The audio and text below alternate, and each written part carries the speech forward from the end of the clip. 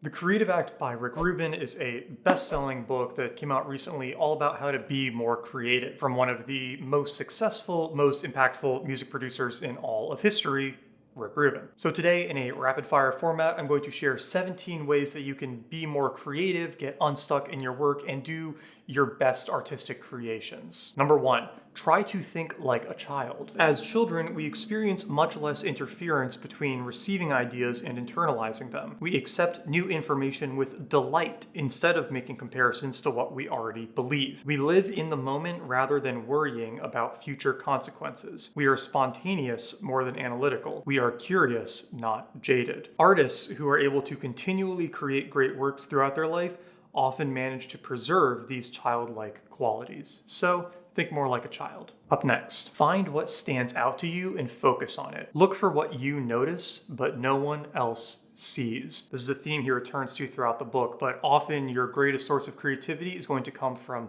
what stands out to you that makes your observations different from the other people around you. On to the third one. If you want to be more creative, spend more time in nature. There is so much wisdom in nature that when we notice it, it awakens possibility within us. It is through communing with nature that we move closer to our own nature. On to number 4. Don't blow your work out of proportion. Rubin suggests instead to try to keep it small, at least in your head. We tend to think that what we're making is the most important thing in our lives and that it is going to define us for all eternity. Consider moving forward with the more accurate point of view that it is a small work, a beginning.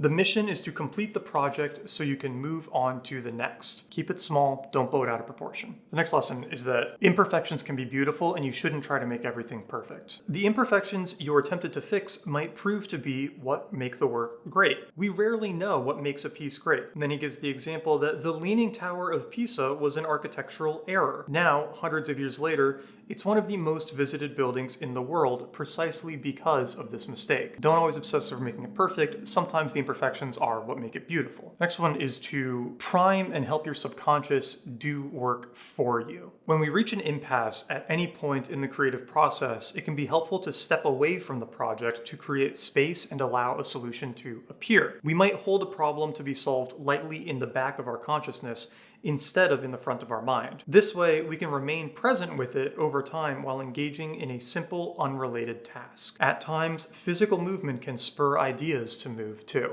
Next, he shares some advice that we shouldn't fixate too much on how we label and categorize our work. Genres in particular come with distinct variations on rules. As soon as you use a label to describe what you're working on, there's a temptation to conform to its rules. The templates of the past can be an inspiration in the beginning phases, but it's helpful to think beyond what's been done before.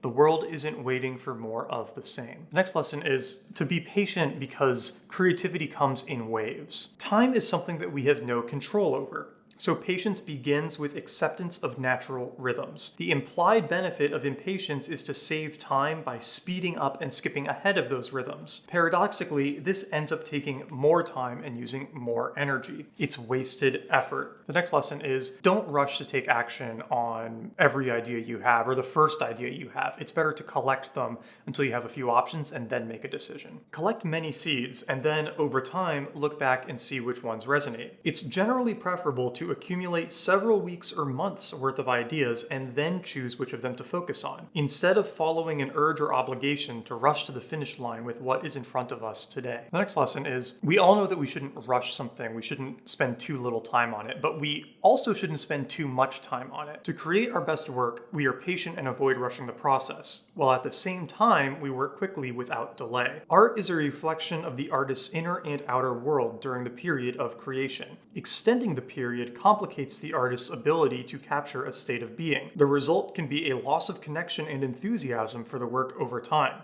On to the next. If you're stuck in the creative process in some way, here's one way to unstick yourself. There are times during the craft phase when you've hit a wall and the work isn't getting any better. Before stepping away from the piece, it's worth finding a way to break the sameness and refresh your excitement in the work. Dr. Seuss had a bookcase with a false door, hiding hundreds of unusual hats. He and his editor would each pick a hat and stare at each other until inspiration came. So if you get stuck, find a way to shake up your situation. The next lesson is creativity is more of a flywheel and not a well. You won't run out of ideas if you start using them. A river of material flows through us. When we share our works and our ideas, they are replenished. If we block the flow by holding them all inside, the river cannot run and new ideas are slow to appear. So don't be afraid to use your ideas because you'll keep creating more to fill in the space. This next lesson is also about continuing to create new ideas. Be very careful what you focus on, because what you focus on will determine the kinds of ideas and creative thoughts that you start having. Whatever we concentrate on,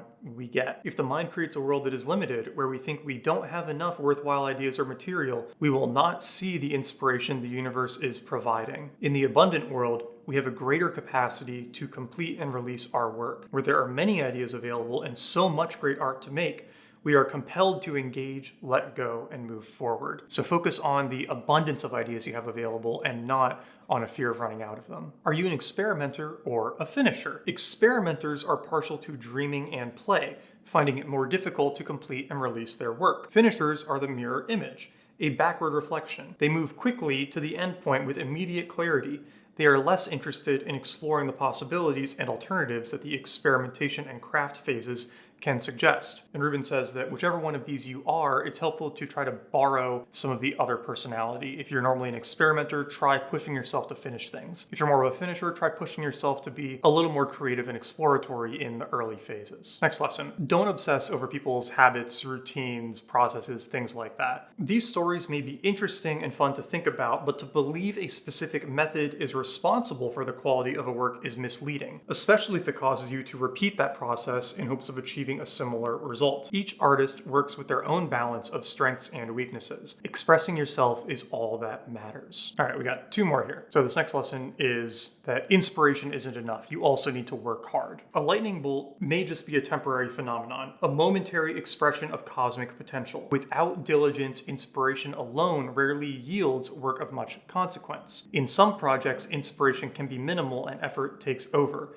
In others, inspiration can strike and the effort needed to manifest its potential can't be summoned. So you need both inspiration and hard work. Finally, on to the last lesson. And this ties in some of the first lesson about thinking like a child. Try to maintain a beginner's mind if you want to maximize your creativity. Take art seriously without going about it in a serious way. Think back to when you were a hopeful beginner, when the tools of your craft were exotic and new. Remember the fascination of learning, the joys of your first steps forward. This might be the best way to retain the energy that drives the work, and to fall in love with the practice again and again. There's a lot more in here. It is worth picking up, I think, if you work in anything creative. And I share notes on great books every week, so make sure you subscribe to get those. There should be another video that you'll enjoy in one of these corners too.